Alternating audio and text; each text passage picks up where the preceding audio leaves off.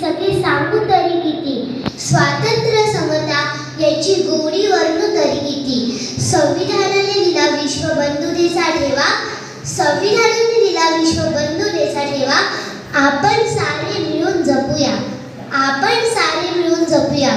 Doctor Babasaheb Ambedkar हे भारताचे शिल्पकार, राजघटनेचे शिल्पकार होते, अर्थज्ञ होते, विद्वान होते, संवेदनशील होते.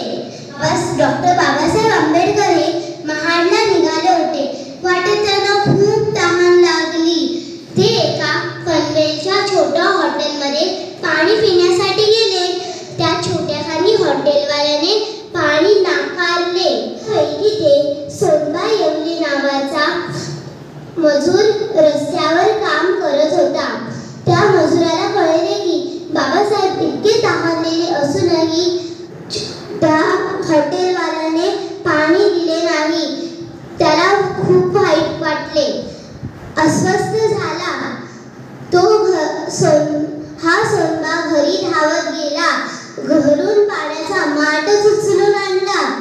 पण तोपर्यंत बाबासाहेब पुढील प्रवासाला निघून गेले होते. जेव्हा बाबासाहेब येईल तेव्हा मी त्यांना थंडगार पाणी प्यायला देईन. तो सोनबा येवले तिथेच बसून राहिला. हा सोनबा दररोज पाण्याचा मान घेऊन तिकडेच उन्हात बसून होता. हॉटेल पाशी त्याने प्राण सोडले. बाबासाहेबांनी